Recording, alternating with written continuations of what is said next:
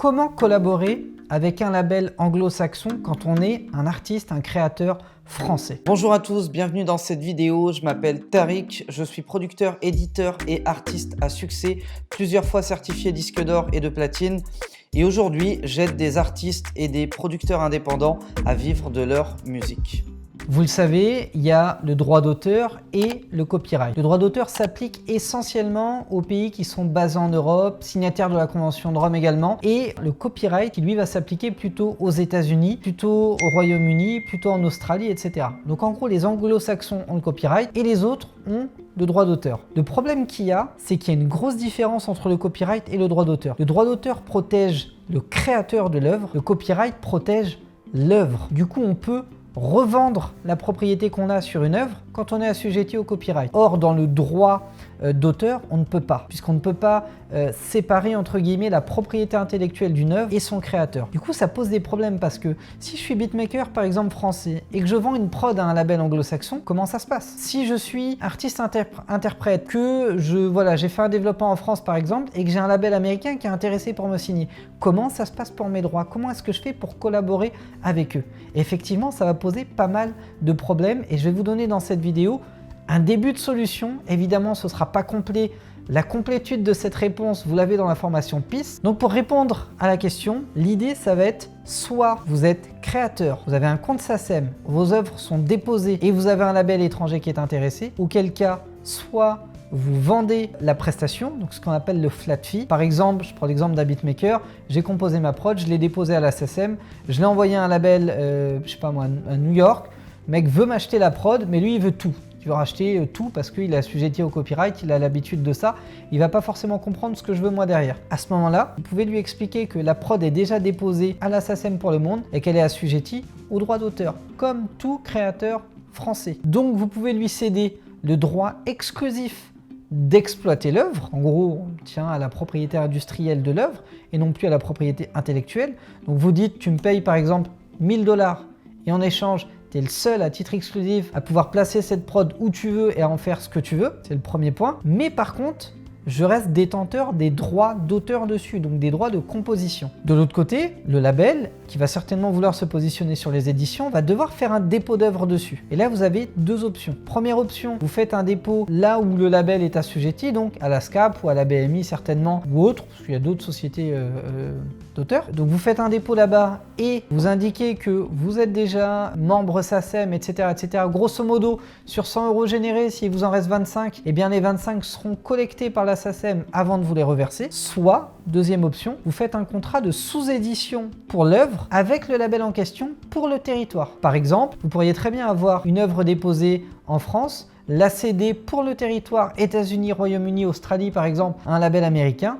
Et pour cette session-là, vous faites un contrat de sous-édition qui lui donne la main pour déposer l'œuvre à la société de perception dont il dépend, pour encaisser 100% des droits générés et pour vous reverser votre quote-part sur présentation d'une facture une fois par semestre, ce qui peut être une option également intéressante. Les contraintes, c'est qu'il faut que vous ayez confiance en ce sous-éditeur-là et surtout, il faut qu'il ait les reins solides parce que si demain, il est en difficulté financière, il va retenir les flux de capitaux qu'il devrait redistribuer normalement. Et il va les retenir parce que c'est ça ou alors il meurt. Donc ça peut vous mettre en difficulté. L'avantage quand vous êtes en direct entre guillemets avec la SACEM, c'est qu'avant que la SACEM fasse faillite, il peut se passer énormément de temps et la SACEM est par définition un organe qui n'est pas malhonnête en soi. En tout cas, je l'espère profondément. Moi, j'ai jamais eu de soucis avec eux. Ils ont une excellente réputation, autant sur la scène internationale qu'en interne en France. Donc ça peut être une deuxième option. Donc je répète, les deux options pour collaborer avec un label étranger quand on est français, ça va être de faire un dépôt d'œuvre en local, mais de conserver une répartition de ses droits. Donc en gros, 100% des droits tombent par exemple à la BMI, 25% sont reversés à la SACEM qui les collecte pour vous et la SACEM vous paye. L'inconvénient, c'est que la BMI prend sa com avant de reverser à la SACEM prend sa com avant de vous les reverser. Donc vous perdez un petit peu de sous, mais c'est hyper protégé. Et puis il y a un délai aussi. Le temps que la BMI aille collecter les droits, la reverse à la SACEM, que la SACEM fasse le calcul et vous la reverse à vous, voilà, ça va prendre forcément un peu plus de temps. Deuxième option, vous faites un deal de sous-édition pour confier au label local, en gros, la gestion et l'administration des droits et il vous reversera votre quote-part tous les semestres sur présentation d'une facture. L'avantage, c'est que vous êtes en direct, donc vous percevez plus. C'est plus rapide, ça donne plus de contrôle au label, donc en général ça le met un peu plus en confiance pour investir et pour se développer. L'inconvénient, c'est que vous donnez des pouvoirs à une structure que vous allez avoir beaucoup de mal à contrôler parce que c'est difficile de demander un audit pour un label new-yorkais quand on est basé en France. Ça coûte de l'argent, c'est pas évident à contrôler. Il y a un choc des cultures qui est pas simple non plus. Donc ça peut aussi vous mettre en difficulté. C'est pour ça que ce genre de deal de sous-édition, en général, c'est mieux de le faire avec des structures qui sont quand même grosses et qui sont là depuis un certain nombre d'années. On fait pas ça avec un petit label indépendant. Il y a beaucoup trop de risques, de manque de transparence, donc d'opacité, de manque de sécurité financière. Mais c'est une option. On a vu le cas d'un beatmaker, on va voir le cas d'un artiste maintenant. Si jamais vous êtes un artiste en autoprod, vous avez fait un titre, vous avez par exemple écrit ou coécrit avec quelqu'un, vous avez fait appel à un beatmaker par exemple français, en tout cas vous avez le son, vous l'avez produit, vous êtes détenteur des droits du master, vous êtes donc ce qu'on appelle le master owner, le propriétaire du master, et vous êtes également, pourquoi pas, auteur dessus ou co-auteur ou alors auteur à 100%, auteur et compositeur. Vous avez cette œuvre-là et vous souhaitez dealer cette œuvre-là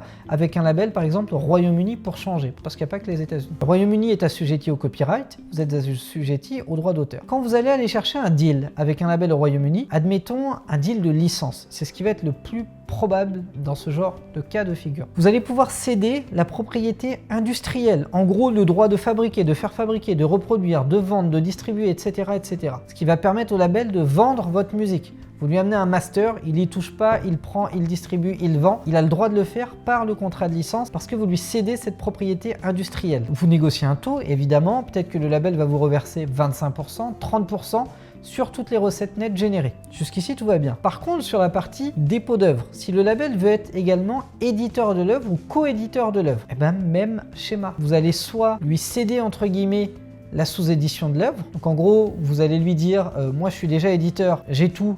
Je te cède la sous-aide et on se met d'accord sur un pourcentage. Soit vous n'êtes pas éditeur, vous allez lui céder l'édition du titre, mais pas avec une répartition à la source. Donc en gros, chacun ne va pas toucher ses droits par rapport à la SACEM. C'est le label qui va déposer l'œuvre, qui va percevoir 100% des droits. Donc si le titre génère 100 €, l'éditeur prend 100 €, il conserve sa part qui est peut-être de 50 €, 50 pounds si on est au Royaume-Uni, et il va répartir par exemple à l'auteur qui a pris 25% et au compositeur 25%, chacun va prendre 25 pounds. Ça nécessite que l'éditeur, encore une fois, ait les reins solides, ça nécessite qu'il soit transparent, ça nécessite qu'il soit sérieux et professionnel, ça nécessite également qu'il soit affilié à certaines structures, notamment l'équivalent de la SACEM en UK, notamment l'équivalent de la SCPP ou de la SPPF au Royaume-Uni aussi, et que vous puissiez entre guillemets avoir des moyens de pression dessus. Parce que s'il est assujetti à tous ces organismes-là, vous pouvez le menacer de demander un audit et s'il y a une différence trop grosse, sa réputation va en pâtir. Il va passer pour le label qui perçoit des sous et qui reverse pas ses sous à ses administrés. Donc ça peut être intéressant quand on a un gros label. Et si jamais vous travaillez avec un petit éditeur ou un petit label, à ce moment-là, l'idéal, c'est d'avoir une clé de répartition où vous prenez vos droits à la source, ils prennent leurs droits à la source, et soit vous faites un dépôt SACEM, parce que c'est vous qui administrez les droits, et eux percevront leurs droits directement depuis la SACEM, soit vous faites un dépôt dans l'équivalent de la SACEM dans le pays, ça peut être au Royaume-Uni, ça peut être en Australie, ça peut être aux États-Unis, peu importe. Et là, c'est vous qui percevrez vos droits parce que la SACEM va aller les collecter pour vous et vous les reverser. C'est vraiment les deux meilleures options que vous pouvez avoir quand vous collaborez avec des labels ou avec des producteurs ou des éditeurs étrangers qui ne sont pas forcément assujettis aux droits d'auteur. Si jamais vous collaborez avec un label qui lui est assujetti aux droits d'auteur, il n'y a pas ces problèmes-là parce que le schéma va être le même, sauf que vous pouvez vous faire un dépôt d'œuvre en SACEM pour le monde. Eux peuvent faire un dépôt d'œuvre dans l'équivalent de la SACEM dans leur pays pour le monde et les droits vont être respectés de cette manière. Parce que le fait de céder un copyright rend le titre échangeable, revendable. Le fait de faire un dépôt d'œuvre assujetti aux droits d'auteur rend le titre non échangeable, non revendable, vos parts ne peuvent pas être revendues, etc., etc. J'espère que cette vidéo vous aura apporté certains éléments de réponse. Si jamais vous en voulez plus, vous cliquez sur le lien dans la description. Ça va vous amener vers mon site web producteurasuccès.com. On a une boutique en ligne sur laquelle on propose une multitude de formations diverses et variées, dont une formation sur le copyright et le droit d'auteur et les bonnes pratiques pour bien évoluer. Donc si jamais c'est quelque chose qui est important pour vous, vous allez avoir une formation dédiée sur le sujet de quelques heures, c'est assez court, c'est assez rapide, vous allez avoir des contrats types en français, en anglais également, vous allez avoir des PDF d'informations également, enfin vous allez avoir beaucoup de ressources, donc n'hésitez pas à cliquer sur le lien dans la description pour y avoir accès. Si jamais ça vous a appris des choses aujourd'hui ou que ça vous a éclairci sur certains points, n'hésitez pas à me lâcher un gros like, abonnez-vous à la chaîne YouTube Producteur à Succès, ça récompense mon travail, ça vous permet de rejoindre une communauté de plusieurs dizaines de milliers d'artistes et de producteurs indépendants qui aspirent à vivre de leur musique et en plus, ça récompense mon travail. Merci d'avoir été attentif à cette vidéo. Je vous souhaite le meilleur pour la suite. Déchirez tout et je vous dis ciao ciao.